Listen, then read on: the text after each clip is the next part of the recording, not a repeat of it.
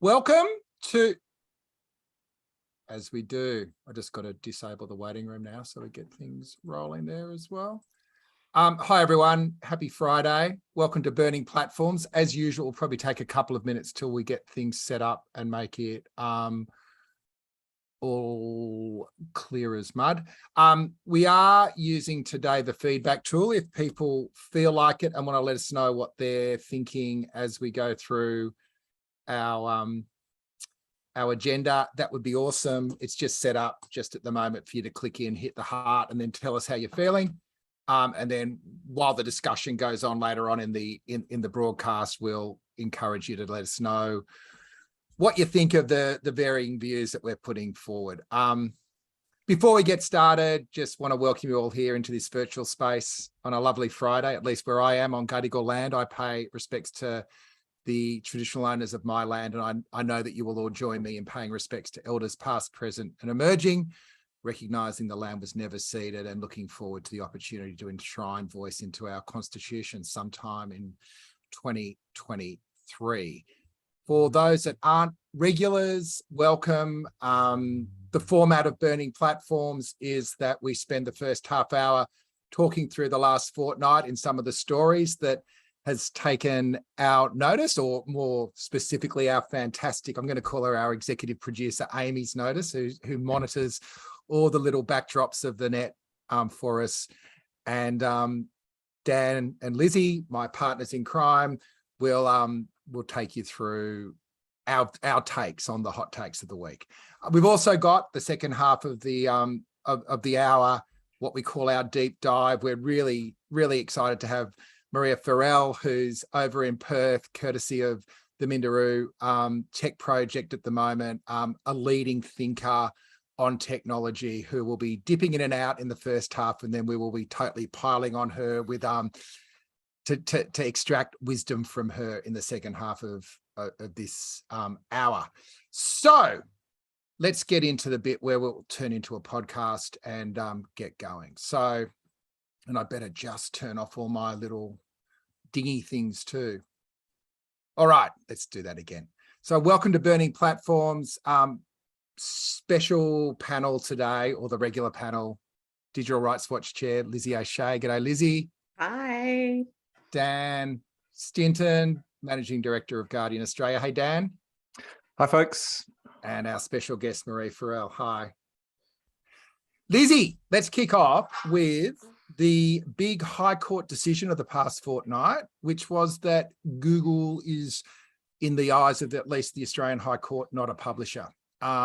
This is obviously, the hoary old chestnut publisher or platform. This is a really juicy little story that the case actually emerges from a whole bunch of stories around Victorian underworld. I know you're close to that world, being in Melbourne. Tell us what's gone on. Tell us what the law means and whether there's what we can draw from it. I'm just going to ignore that defamatory representation there that you just made about me, Peter. I'm not associated with the underworld, but we're a platform, not a publisher. You can't. So this case is about a lawyer called George Defteros, who did represent a number of underworld figures a long time ago when there was underworld war going on in this city, and he was charged by the police with conspiracy and incitement to murder some of these figures, including Carl Williams, who ultimately was murdered while he was in prison. And there was an article published in The Age online. It was found to be defamatory. It was published many years ago in 2004, and then the dispute occurred when Mr. Defteros actually found this article online later.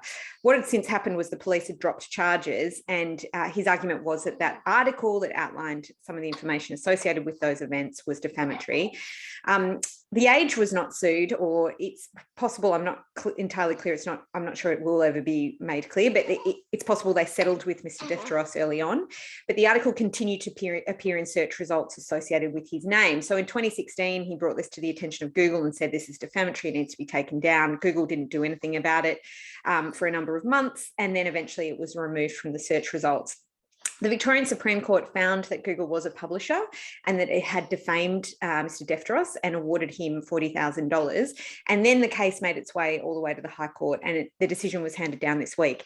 It's not as definitive as as I think anyone would like. I mean, Google is pleased with the result because a majority found that it was not in fact a publisher, but there is a lot of wiggle room in there. And I think it's probably fair to say that a lot of lawyers are finding the tendency of the High Court to publish multiple judgments rather than clear unanimous judgments, for example, or single dissents, to be a bit difficult, because you then have to work out what the case means. But the short of it is that Google was found to not be a publisher at all. So it didn't actually evoke the tort of defamation. Publication is the first step in that process for bringing a claim under defamation. And there's a lot of analogies in this. It's very unclear whether Google's a librarian, a newspaper salesman, telephone book, a tour guide, or something altogether different. But ultimately, the majority opinion found that the search engine results produce a reference to something somewhere else through a hyperlink, and that it was essentially accepted the arguments that Google put about it being a passive process where it indexes the results and then produces them in response to a search term. And as such, it is not what is generally considered the bilateral process of publication. There's a lot more in it, and the dissents don't always accord with that view, but So I think it's a good day for Google. Was there an argument, though, that if Google is monetizing the preference of a link, say on SEO or any other way they've found out a way of getting money out of advertisers, does that change the matrix? Yeah, well, this is where it starts to get really complicated, right? So what happens if it's an ad word, but also what happens if it's hard to describe Google's process as passive. One of the dissenters, Michelle Gordon, who's a High Court judge, she talked about the different processes that go into producing search engine results. That there's an indexing process, but then there's also an algorithm that's designed by humans, right? And can be altered by humans. So it's not a passive process in that sense. And there's a real question around whether if they're making a commercial benefit from relying on the supposedly high quality sources of news like that come from somewhere like The Age, if they're a commercial entity and they're providing links to those results, they're involved to some degree in the publication of them. And actually, Michelle Gordon made reference to the News Media Bargaining Code as an example of this, where she says, there's deals currently going on. I mean, she didn't say it like this, but in essence, there's a sense that links to newspaper articles are valuable because the News Media Bargaining Code is set up on that premise, which I think is interesting. I think there's a flip side to that. Do we want Google curating what articles we see and more involved and being perhaps more cautious about it being at risk of being made a publisher and therefore subject to defamation laws? That adds another gatekeeper into the mix and one that's not transparent at all. So there's a flip side to that as well. I mean, it's obviously a commercial process. It's obviously a human process as well.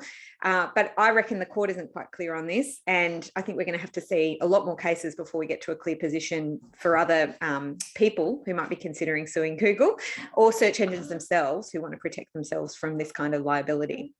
Hey, Dan, as a real publisher, where do you sit on this? And while we're talking, we've also, people want to go into the feedback tool and tell us whether they think Google should be seen as a platform or a publisher. Love to know what you're thinking. Dan, what do you think?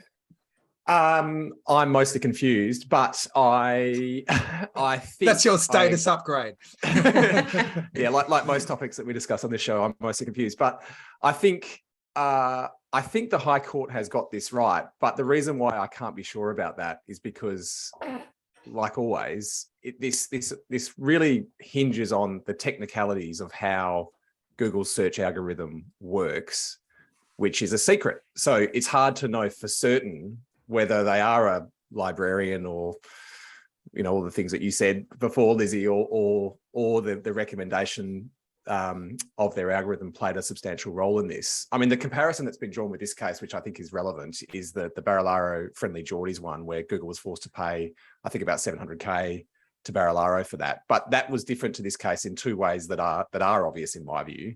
One, they paid Friendly Geordies to produce the content, not directly, but as a revenue share of the advertisements that appeared around the content that he produced. So in that sense, I think they are a publisher. And YouTube's recommendation engine would have directly promoted the content, which was defamatory. And I don't think that's the case in this circumstance. But again, we can't be sure, can we? Because who knows how Google's algorithm works? We're going to talk about this a little bit later on in the next thing. But it's hugely problematic. I don't know if we're going to see a solution to this until we see more transparency around how Google works. Maria is an expert in Australian constitutional law. But on a broader thing, you know, we don't have a Section 230 in Australia, and the notion of, you know, platform neutrality has almost kind of been assumed into our system without ever being legally enforced. But how does this fit into some of the broader discussions that are going on globally about platform responsibility? Sure. Well, I suppose it comes from, you know, way back in the early 2000s. You had legislation in both the US and the European Union that tried to put in something called intermediary liability, or basically take away intermediary liability. And so to treat websites and providers of, you know, web and internet services as simply what they called mere conduit. So, you know, basically the pipes that stuff goes through. And it was to try and protect internet service providers and websites and all sorts of, you know, organizations that were building the infrastructure from being liable for the content that goes in them. And so the example was always made, well, you don't find the postal service liable for defamatory content in a postcard or a letter that somebody sends through it. But, you know, that was 20 years ago. And that was when, you know, mere conduit was literally just bits going through pipes. And so now we have a completely different economic environment where we have a very small number of companies who have come to, you know, global dominance because they are, of course, you know, constantly putting their hands into what's going through the pipes and sorting it out, and, you know, surfacing some things and not surfacing others. So, you know, Google is, I mean, to be fair, Google is an awful search engine. I mean, I personally don't use it. Because when you put in a search in Google, what comes up? A bunch of advertising content on the top, and you have to scroll and scroll and scroll to actually get decent, you know, what they call organic search results. So of course they are, you know, manipulating the content that they're providing. So now I would say this kind of 20-year-old distinction between what used to be, you know, a platform or an intermediary that's not responsible for what's going through the pipes, and what they then used to contrast that with, which is a newspaper, which is deciding editorially what to give people every day. Like, that distinction is no longer there. So I'm sort of, you know, I worry about the consequences for smaller emerging and innovative competitors to Google if we do away with intermediary liability. But I don't feel sorry for Google, because they made this by, you know, always putting their fingers on the scale. Or for Facebook, I mean, they are publishers, of course they are. They're deciding constantly in a mix of machine and human interaction of what kind of content we're going to get. They're publishing content. There's no question in my mind. Well, the room is at the moment 57-43 in favour of a platform, but it's a pretty low sample. But if you want to add your views in there, please do. We will move into Dan's chosen topic now. Dan, you're having a look, and it's kind of a little bit connected at the idea of algorithmic transparency. There was a story that Amy discovered coming through the Reuters wire around China's top internet watchdog forcing a number of the big tech companies, Tencent, Alibaba, to submit details of their algorithms. It grabbed my attention because algorithmic transparency is something that we tend to push for when we're talking about the Australian context, but now it's happening in China. What's going on there, and what should we think about it? Yeah, this is a fascinating story. So yeah, as you've outlined, Peter, so the China's Cyberspace Administration, I think is the name of the governing body. They've published a list of 30 firms whose algorithms they're effectively auditing. And they're from some of the country's most popular apps. So this includes Alibaba's Taobao, I think is how you pronounce it. Forgive me if I've got that wrong, but that's effectively China's version of eBay. Tencent's WeChat, which started as a messaging service and is now, you know, a so-called super app and handles mobile payments, and there's a social network and a bunch of other things. And ByteDance's Douyin, again, I think that's how you pronounce it, but that's effectively ByteDance's version of TikTok in China. Now, the reason that China has done this, or the Chinese government has done this, is because they recognize that these apps have essentially become central to our modern lives, and therefore their algorithms are just too influential to and important to remain a secret. I mean, obviously these apps influence what products you buy, who you communicate with, and perhaps most importantly for the Chinese Communist Party, what information you see. I think state media in China has accused these internet platforms of invading users' privacy and influencing their choices, which I think they almost certainly are. And what's interesting here is that, as you've mentioned, Peter, this is close to what many of us have been calling for in Australia. So, I mean, Google's algorithms, as we just talked about, largely run the digital economy. Facebook's algorithms determine what news most of the population sees. And in the US, at least, not so much here yet, but I think it's coming. Amazon's algorithm determines what products people buy. So this comes with all kinds of problems, obviously, because Google can preference their own products over competitors. Facebook can promote extreme content because all they care about is user engagement. And so on the one hand, I'm supportive of this, but you don't have to think about it for long before you realize that it's probably worse for the Chinese population, because China is obviously not a democracy and has a very troubling human rights record. So it's easy to see that China regards this as more as just another tool to control their population more than anything else. I think a better approach is starting to take form in Europe with the Digital Markets Act and Digital Services Act, both of which passed the European Parliament earlier this year. I think we spoke about it. So look, there's a lot to both of these bills. I'll spare you all the details, but what is most relevant here is the Digital Markets Act aims to stop the large digital platforms from imposing unfair conditions on businesses that they compete with, such as ranking their own products and services higher than their competitors. And the Digital Services Act aims to give people more control over what they see online and more control over whether they're profiled for digital advertising purposes.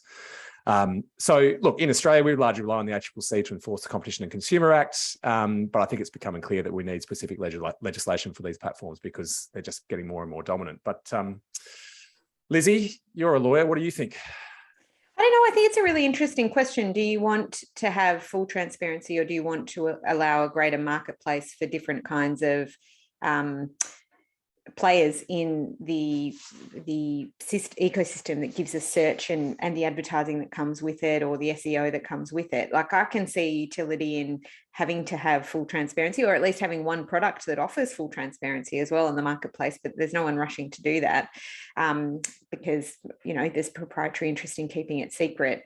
I mean, I agree with regulation and auditing and the like, but it is difficult sometimes when regulators are kind of deliberately underfunded or under-resourced to be able to properly audit some of these as well. So relying solely on particular, like for at least in an Australian context, relying solely on the regulator to be the person responsible for making sure that the search tools that we use are doing what they say they will do, that the marketplace is fair or whatever it may be, can be not enough. And, you know, you can see regulatory capture, particularly in places like the US. And so I do see there being an interest in greater transparency so that people can assess this as well from their own perspective and make decisions too. But yeah, when China does it like that, you do sort of wonder what the state interest has in making these things clear as well.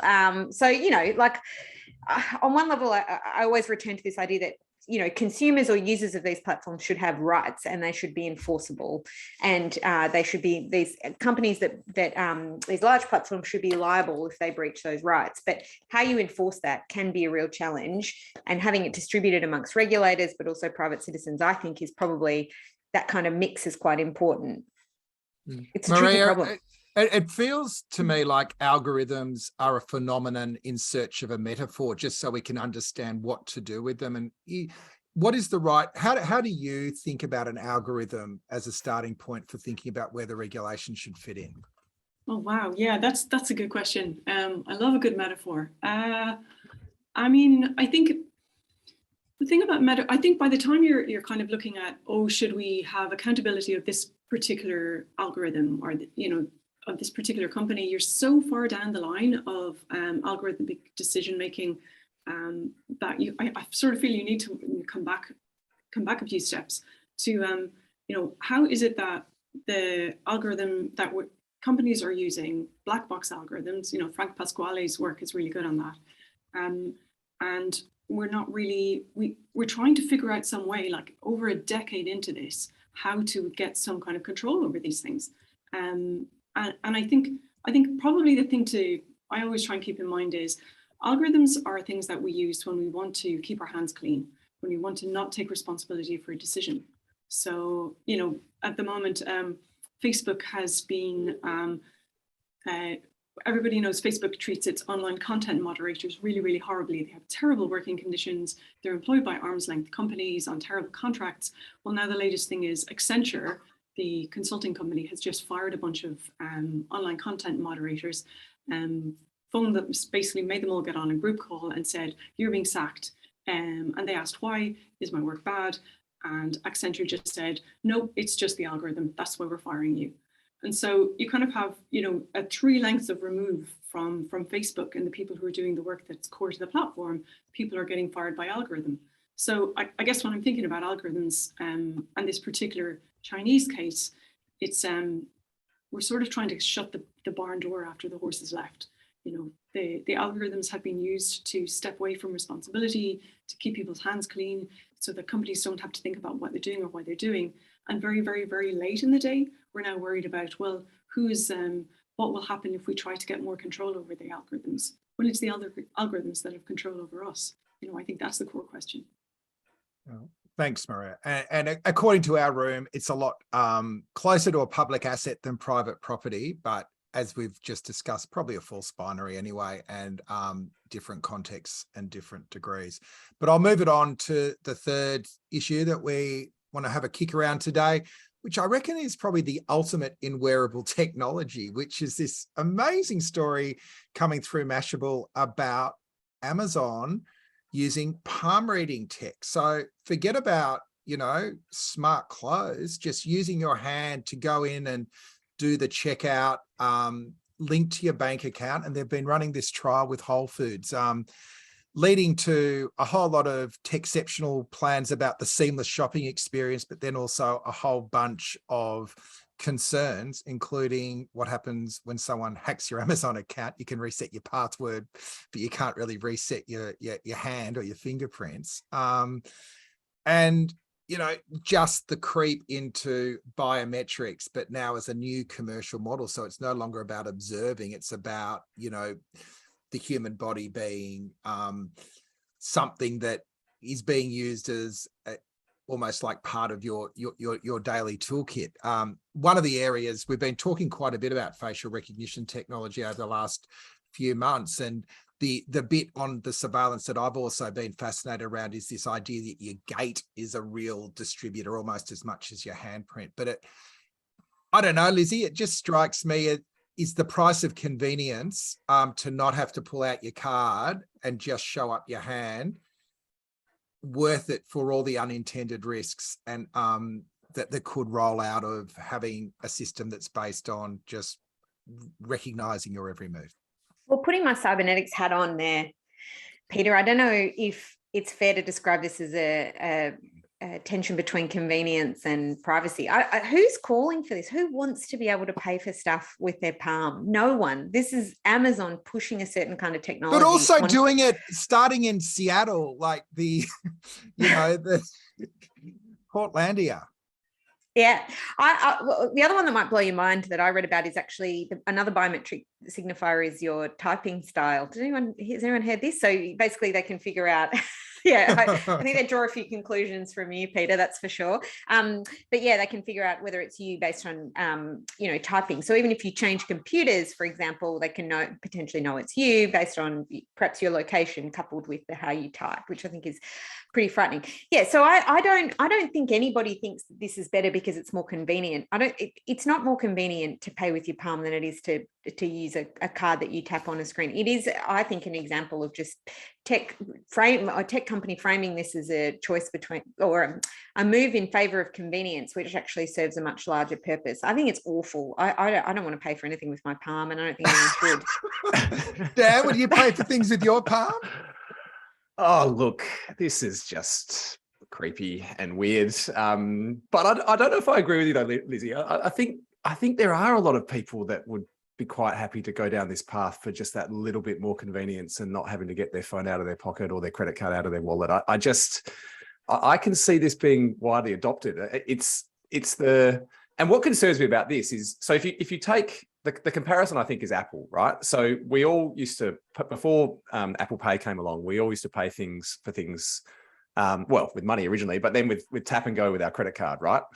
And then, I don't know about everyone else on this show, but I barely even get my credit card out these days. I almost pay for everything with Apple Pay using my iPhone. And I think that's most people in Australia, or at least a growing proportion of them. And that gives Apple tremendous power, right? Like they obviously have a huge control over this sort of sector of the financial services industry, and they also have and they earn fees from that, but they also collect a huge amount of data from that, which, as we talked about, they're using to grow their very disturbing advertising business, which is small now, but growing at a really rapid clip. And I just see this as Amazon's perhaps foray into that. It's like, well, let's see if we can get this technology widely adopted, and then we're going to have a similar slice of the market. I mean, it's creepy and it's anti-competitive and it's weird, and we should all run a mile, in my view. It's also the wrong problem. Like, does anyone else ever kind of think, you know, we're solving this for like convenience over here, like the 3 seconds it takes you to take a card out of the back, you know, pocket of your trousers or whatever it is, or your phone out of your pocket. Like, we're like 3 seconds we're going to save over here, and we're going to put all of this like human engineering and insight and ingenuity at this tiny non-problem that people in incredibly rich countries have. And then also in those same countries, people have lead in their water and, you know, cannot get an appendectomy if they need it. Like, we're solving BS problems over here and throwing all of our human capability at them, whereas we've actually got real problems literally like across the road from the, from the shop that this is happening in. And we're not pointing our resources at that. I mean, I just think this whole like convenience, you know, literally hand waving thing it's constantly distracting us from we are a species with massive, you know, extinction level problems, and we're worried about saving 2 seconds for rich people in Whole Foods. I mean, that's nonsense. Great segue into the second half of the show. Thanks, everyone. And according to the room, I might say nobody wants it, but then we're probably not the Amazon Palm crowd here, I reckon. So let's take a breather. We're going to spend the second half of the hour really trying to tap your amazing brain, Maria. I asked you last night how to describe you, and we don't want to call you a futurist. You're a writer, but you do write about the future, and you write about technology, and you wrote a very, I think, influential essay a couple of years ago that was called The Prodigal Tech Bro, which was about the way particularly the guys that had made their money in the tech sector had their come to Jesus moment. And I probably resonated. I didn't make any money in tech, but I feel it was very influential in the way that I saw everyone wants to come in and be a hero and solve tech and not always look at the work that's gone before them. And it's been very influential in the way that I've tried to go about my business. But do you want to just give people a bit of a rundown of the Prodigal Tech Bro thesis, and then we can sort of go into some of your other thinking? Sure, I'd love to. Thank you. Okay, so the Prodigal Tech Bro is just a piece I wrote a couple of years ago, and it still comes back. I'm going to slightly be name droppy for a second. I was in Brussels a few months ago, queuing up for a meal at an event, and Cory Doctorow was in the queue behind me, and he tapped me on the shoulder and said, "Ah, Maria, I just sent that article to somebody yesterday. It's completely how I think about this stuff now." So, of course, that is delightful to hear, because you want people to read your work and you want to think it's out in the world doing its thing. But I think it kind of points to why this story resonates with people is because it's about using a story that a lot of people know already to describe something and sort of a new-ish phenomenon, and show that we kind of understand this thing that's happening already.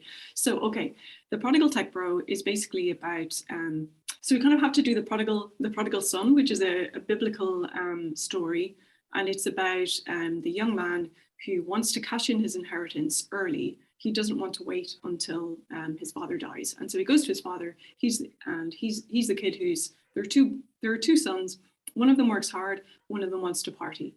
The partying son gets all of his inheritance up front, leaves the farm, goes away, has a fantastic time, basically drinks it all, and ends up in dire poverty, and is literally his job is to feed pigs, and he doesn't even have food for himself. He's eating the pig's food. He's so hungry, and he's kind of in a faraway land and thinking, God, like if I had stayed at home, I would be doing better than I am now. I'm going to go back to my father's house and beg for forgiveness and beg to be taken on as a servant in my father's house, because A, I will be materially better off than literally stealing food from pigs, and B, I have done a terrible thing and I made a horrible mistake, and I need to own up to it and try and improve my situation. And so he goes home, and his father throws a party for him, and the prodigal son is returned. And I think the sort of the what most people have taken from that story is completely incorrect. Most people take from that story the idea that you can do something terrible and come back and all will be restored. And we've forgotten two really important parts of the story. One is that the guy hits rock bottom. He realizes he's done a terrible thing. He confesses and he begs for forgiveness. And two, he does not get to have his inheritance again. So he comes back and he gets to be in his father's house, but he does not get to be the person who has all of the riches that he did before. And so the reason I thought this is a good story to think about a phenomenon which has been really common over the last few years is of somebody who has made a lot of money in tech, usually management level, not founders. And they have realized all too late that the tech, the people you've seen doing this are being like head of user engagement at Instagram. The person who's literally their job is to make, the teenage girls addicted to Instagram and be harming themselves and having eating disorders and all of that stuff. Like they come along and they say, I did a terrible thing. Well, I was in this company and we were doing really good things, we thought, but it turned out, really surprisingly to me, that actually we did an awful lot of harm as a company. And so now I want to be in the space of saying tech companies should do better. And so I need all your attention, and hopefully I would like to have some money so you can fund me in my new kind of think tank startup to say, here's how we fix tech. And so the prodigal tech bro story, maybe I'm taking too long to describe this, I'm not sure. It's basically, it's sort of like applying this narrative, this old narrative to this new phenomenon, which is people who made a lot of money in organizations that did a lot of harm. And those people have now left those organizations. They've kept the money, but what they also want is the reputation. They want to keep, they want to sort of launder their reputations in a way. I think probably not cynically. I think they're just people who probably need to go to therapy and face up to what they've done. But they want to have our sympathy, our understanding, and particularly our attention. And so if you're a person who's been in the space, in the sort of human rights space for a very long time, and you know a lot of people who, who had all of the technical chops maybe, but did not take the money because they could see there was a problem with these business models. And now it's not just that they're sort of being shoved out of the way, but actually that a lot of the attention and financial resources in that sector are being sucked up by people who already had all the attention, already had all the money, did not do the work, and are now coming into the space. That's annoying, but it's not the end of the world. Sometimes you got to put your big girl pants on and realize other people are going to come in and take the attention. That's okay. The problem really with it is when these prodigal tech bros come into these spaces, they tend to be what I'm going to call politically very much the centrist dad. So they're people who are in the US context are very much kind of moderate Democrats who are really wanting to say, look, we know tech has done harms, but we think that it's basically a bunch of good people who are trying to do the right thing. And so let's not regulate them too hard. Let's just make it easier for them to do the right thing. And so when you can't get a lot of these prodigal tech bros into this space, they tend to be coming up with so-called solutions that are very, very watered down steps. They're not interested in changing the business model. Safety by design and algorithmic models. So solving tech. Yeah, a bit of tweaking here and there, a bit of like, let's all sit around the table and sort this out, like grown-ups. A lot of, in Frances Haugen, who's a famous Facebook whistleblower, a lot of her early statements were around like Mark, first name only. Mark wouldn't like this. Mark doesn't want the company to do this. Mark's basically a good guy in a company that's gone wrong. And so I think so the prodigal tech bro story, really what it tried to do was say, look, this is a phenomenon. It's not just one person or two people, but this is a phenomenon where you have these people coming into a space, coming up with lots of kind of really weak solutionism. And increasingly, you see that those people's think tanks are actually supported by a lot of the Silicon Valley companies that they are supposed to be reforming. So very much, something that Julia Powell's in the Mindry Tech and Policy Lab where I'm at, she basically calls it tech is supporting its weakest critics. So the people who are coming up with nonsense solutions that aren't going to change anything fundamental. They're taking up, so now they've got, first of all, they had all the attention, then they had the financial resources, then they were populating all the policy agenda with their, to be fair, BS ideas. And now they're actually the people who are being elevated by the tech firms as that guy's serious. You want to listen to him. He's not unhinged. He's not difficult. He's not, you know, a difficult woman or whatever. So again, so that's basically what the story is about. It's about like, pay attention to who you're hearing from and why their voice is being elevated, and kind of look at who was there for a long time and who maybe has not taken the money and the attention and the status goods. Yeah, that's kind of it really. Lizzie, you've known a few tech bros in your time. Yeah, I mean, I think one of the reasons why this essay is so compelling is that it shows the power of storytelling, because the storytelling around the tech bro that has realized his error and then wants to fix it has proven so compelling in some mainstream media circles. And then here's an example of using a story to illustrate the problems with that narrative and how we can turn it around, because it was a frustration I felt watching these things happen as part of the tech clash, but I couldn't articulate it as well as you did, Maria. So I think it struck a chord with people for that reason, because here's another way of understanding what seems like a novel situation, but in fact has historical roots, and which is a big part of my philosophy in terms of thinking about technology. A lot of the novel problems that we're presented with have a context and historical lessons that we can draw on to help navigate them. And this is something that I think a lot of tech bros would prefer we don't do. Yeah, one of the things I was going to ask you about though, Maria, is maybe I need to put my big girl pants on. I think that is probably some good advice. But, you know, I read the other day that Adam Newman, the guy who was the founder of WeWork, has just gotten a check from a major venture capitalist firm in Silicon Valley for $350 million to quote unquote solve the housing problem in the US, which it's hard to say with a straight face. I mean, this is a guy that basically created a fake company that, you know, was devalued pretty quickly as soon as it was given a proper examination by auditors, and, you know, kind of notoriously a tech bro.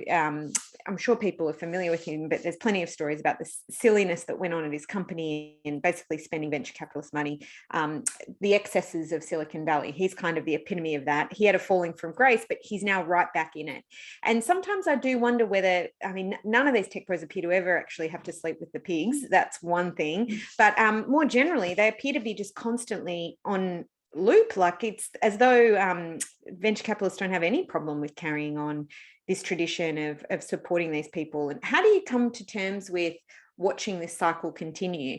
Because it reminded me of what you're just talking about with the Amazon Palm stuff. Like, these things carry on when there's real problems to be solved and we should be using our capacity to address. And instead, like, the worst people in society keep getting funded to do silly things, and it's considered innovation.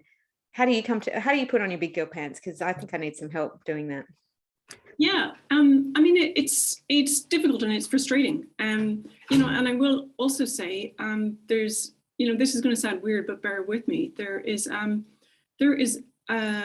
vast amount of institutionalized misogyny in these environments, and an extraordinary number of these people, you know, are basically sexual predators. I mean, it's a, you know, there's the latest revelations of the guy who paid his people $70,000 a year and was the best employer ever, you know, is up on rape charges and has been like a serial domestic abuser.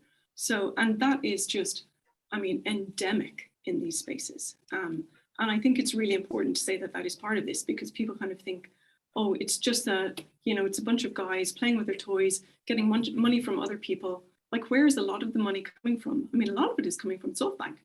You know, a lot of it is coming from Saudi Arabia, from MBS.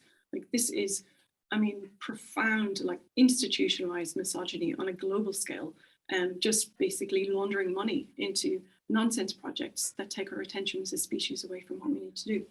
So basically what I do, and, you know, what I think Julia, who is Julia Powles, who is a really good friend and has got me over for a fellowship for this summer as a visiting fellow just to hang out. They're really interested in, like, how do we reclaim how we imagine the future from these people? Because so much of our news cycle is about responding to some nonsense idea these people have come up with. You know, Elon Musk is going to buy a football team. Really? No, he's not. He's just trying to, you know, take attention away from his litigation with Twitter. So, you know, what we try and do is kind of think like, so much of how we think about the future has been taken over by, let's say, Meta, Facebook, you know, and this kind of really crappy version of a Neil Stephenson novel from the 90s, which was actually quite a good novel.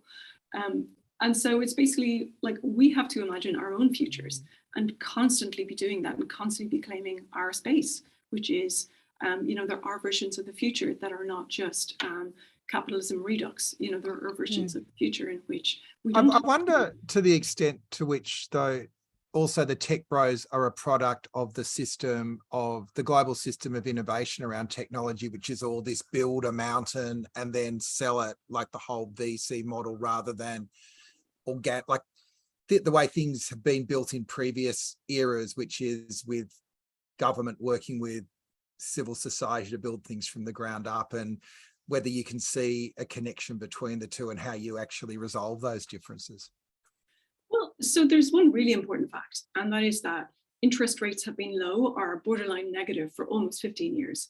And so money has been crazy cheap, and capital has been trying to find a place to lodge so that it can, you know, kind of avoid, so that it can grow. And so a lot of the VC model you see in the Silicon Valley model has come out of the idea that there's just huge amounts of capital sloshing around, needs to find somewhere to go.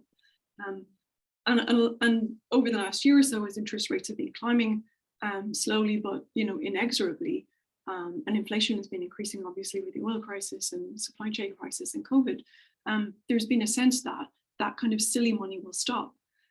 So I think the whole Adam Newman thing is striking, you know, in that these people are against all economic sense, against the laws of, you know, basic arithmetic, are still investing in Adam Newman, a person who can turn $22 billion of investment into $4 billion of market value. It's astonishing. So, so yeah, there's a lot. I think you also have to look at what is the intellectual, cultural environment around Silicon Valley, and it is clearly a deeply American libertarian, frankly quite odd view of the world. And so it's very much, you know, beholden to the idea that we build solutions to problems using capital, using markets, and the only problems that have solutions are ones that we can marketize. It's just a really odd and very, I mean, it's just really bizarre if you kind of try and go, you know, step back from it. And like, these people are genuinely strange. They just happen to have a huge amount of money. It's what would you say? It's self-fulfilling at a certain point. There's so many of them, they've got so much money. I'm curious about what you think. I mean, do you think this can go on as you know, interest rates rise, and, you know, we thought interest rates were going to bring some kind of financial discipline to this sort of activity? Yeah, Dan, do you want to weigh in? I don't think either you or I are nearly successful enough to fit into Maria's tech bro category, so you're safe to join this conversation. Although it did, when I read your essay a couple of years ago, Maria, it did cut a little close to the bone for me, because as someone who's worked in digital advertising for 20 years and probably realized way too late the harm that can come from the industry. The question I want to ask for you, I mean, I think I broadly agree with your thesis, though, by the way. I think it's been it's been frustrating to see the attention that's been given to people like Tristan Harris over other people that have been calling out these problems for much longer. Lizzie's a good example of this on today's in today's forum. But there is some good that I think that has come out of it, and if nothing else, just from the consumer awareness that's come from things like, for example, The Social Dilemma, which went on Netflix, which was a pretty kind of pedestrian show for anyone that actually has been paying attention for the last however long. But for the vast majority of people that haven't been paying attention, it did cause a lot of people to wake up. I can speak from my own circle of friends who don't care about this stuff, but all of a sudden started caring about social media and what their kids were doing in a way that they weren't before, having watched that show. Would you acknowledge that there is at least some benefit that has come from this these high profile kind of born again tech bros? Man, honestly, no. Like I just, like, The Social Dilemma was a film that was made by Tristan Harris, tech's weakest critic, funded by Silicon Valley, a former, I think, is he former Google, former Facebook, one of those, and massively hyped by Netflix. So basically, you've got a person who has jumped from one big platform to another, is in Stanford with a think tank that's well funded by a bunch of ex-tech people, and that has made a film that was pushed massively by another platform. And that film is all about, I remember watching the film and I was something like 37 minutes into it before I saw a woman of color, and she was on for approximately 90 seconds.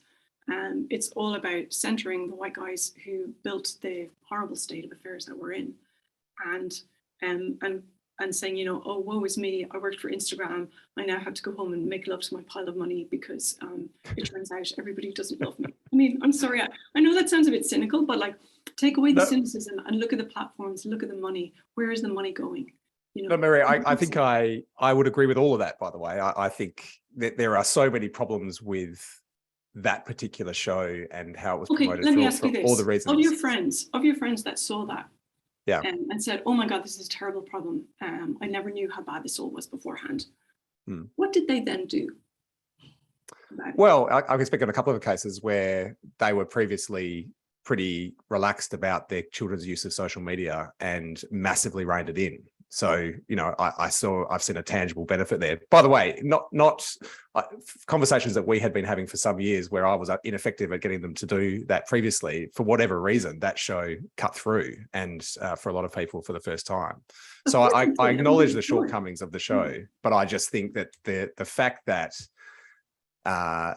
because of the profile of these people, I guess, because of the prodigal son nature of some of them, it has meant that there's been some good that's come of it, if you like. I think, while acknowledging all of the downsides that you've just mentioned, which I completely agree with, I also think basically what you're telling me is some people who are reasonably well informed already and change their individual personal behavior. So there are no consequences for Facebook from this. There are no consequences for Instagram. And every single of that film spent 7 minutes at the end talking about what should we now do about this. There were no policy or regulatory interventions as a result of that film. Yeah, and believe me, Maria, we've talked about people's feelings, and then shut down all the solutions to, what, maybe you should use. Let's not give the social dilemma any more focus than we've given it, because we did want to also talk about your framing around a duty of hope. And I know that Lizzie wanted to sort of just roll into that a little bit, Maria. So do you want to sort of set it up, Lizzie? She's lost it. No. She can't. Here I am. Yeah, like, I mean, look, I don't want to talk about the socialism anymore because I agree it's occupied too much of our time. But one of the, I guess, the frustrating things is I think there was a consequence of that film, which is that it aims to control the regulatory impulse that we have seen in response to the massive problems that many have been bringing attention to in relation to social media platforms. And like, I'm a big believer in being an optimist, or a Gramscian kind of pessimism of the intellect, optimism of the will. I want to see change, and I think it's possible. And in fact, I think it's necessary because, particularly with technology, I think the only way that we're going to be able to successfully challenge or tackle some of the worst problems we're facing now is using, some of the greatest inventions of the 20th century, the internet, networked computing generally. I guess the question is, tell us about what you think or why you think this idea of a duty of hope is important, and what it looks like in day-to-day terms, how you can put it into action, I guess, because I think that's the other really important concept that you brought to the fore as a writer and storyteller. Oh, cheers. Yeah. I'm sorry, Dan. I'm sorry for picking on you there. Yeah. So, valid points, Maria. It's fine. No worries. So I guess, the duty of hope, I mean, I think it comes in quite well into this, in that if you, and Gramsci is a great sort of person to think with this stuff about. I mean, what he talked about most about was the concept of hegemony, the idea that there are certain structures of ideas that exist, and that are manifest throughout our economy, our society, our politics, the state, and power, and that they are so ubiquitous and all encompassing, and that we're part of them and they're part of us, that you cannot kind of step away from them and affect change. And I think the duty of hope is important because it's kind of this idea, I guess, and I'm not the first person to talk about it, but it's basically the idea that says you need to look at what is happening and not flinch, and absolutely take it in and understand, what we're up against here, in terms of the particular metastasizing form of capitalism that is manifesting in these companies, and the way they have shut down so many. They've taken over entire spaces. They've shut down other kind of their own competition. They've literally colonized the future. Like they claim to own how we think about the future and how we can imagine it. And you sort of have to stare that in the face. And then there's the step. So, and the next step isn't and therefore I will do mindfulness and I will hope for the best, or I will be kind to other people. It's the bit that says you have to look at things as they are and then go, okay, well, we're going to have to work on this. And we're going to have to work on, how do we change laws? How do we change politics? How do we try and do ethical behavior within an unethical system, but realizing that, me using less Instagram is not going to fix this problem. And it's basically, so the duty of hope is really about looking at what we are dealing with across a bunch of crises, which we all can think about what they are, and say we have to keep on working on them. And it comes a bit from the peace process in Northern Ireland, where a bunch of I know a lot of the Irish civil servants who kind of have worked on that over time. And really, they faced impossible odds, all of them. And they just had to keep doing their job on negotiating peace with people who would look you in the eye and put a bomb under your car after, as you're going home. And basically work as if it was going to work out. Just, you have to keep doing the work. And I think the duty of hope is about, and they would talk to each other about the duty of hope. It's like, even if we know against, all the odds are that we're not going to win. Like, this is not going to end the way we want it to end. And if it does, we're not going to be around to see it. It's the duty of hope is about decentering yourself and saying, we just have to do our bit to pass the ball forward. So to stretch that a bit, Maria, who is sitting around the peace table with our challenge with tech at the moment, in your mind? Like, it's not as simple as two warring parties over a homeland. This is who at the moment. I wish the Irish peace process had only been 2 simple. Oh no, sorry, the guy that said that was simple. Like, yeah, there was at least 4. Some would say 6 or 7. But all peace processes have multifactorial kind of processes. But is that the frame? Is it a moment of seeking a peace, because that actually concedes there's been a war and one side's won? Or what again? I don't know if I'm asking you to be my metaphor factory today, but what metaphor should we be looking for to thinking about a more hopeful way of approaching the tech future?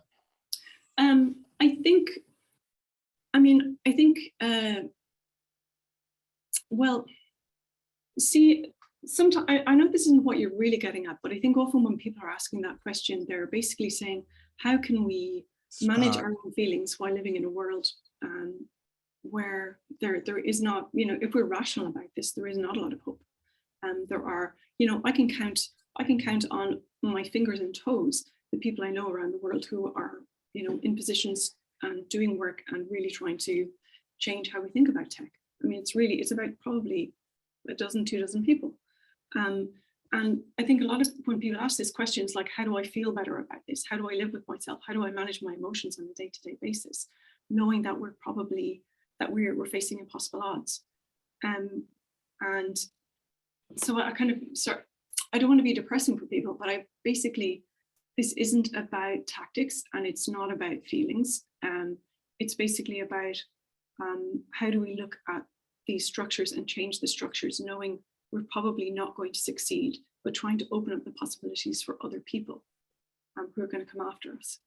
I also say that the other question. I think that's really lame. I'm not getting at this. No, I think that's a good answer, because the other thing is, being an activist, I think you've got to get accustomed to failure, right? But not in the sense that it's actually that is necessarily the ultimate outcome. Like, no one's going to hand you a victory on a plate, or it's very rare that happens. So you've got to learn to come to terms with significant failures perhaps before you have a success, or cumulative success over time that others take credit for, but that you've had a role in producing. And learning how to recognize the utility of being hopeful and putting that into practice in the work that you do is a way to sustain yourself and understand that you're having an impact, even if it doesn't feel like it in the immediate short term. I mean, yeah, I think it's always, there's a lot of people who get involved in activist movements of all stripes expecting there to be success, when I think that success is a much more difficult concept and it's much less familiar for activists. But it doesn't mean that failure is the same as nihilism, or that it cannot.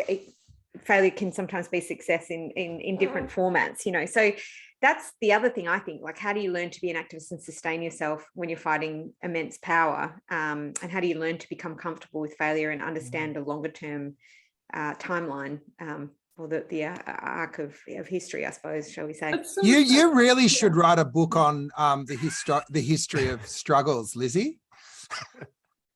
Good idea. Yeah. Hey, we've only got a couple of minutes. Do you just want to round us out with what you are doing in Australia, notwithstanding Dylan's commentary in the chat?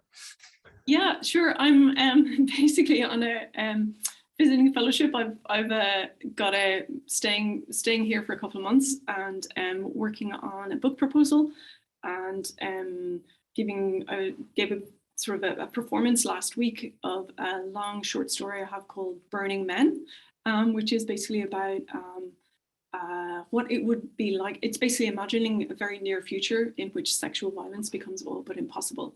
So what would it be like to live in a world without rape?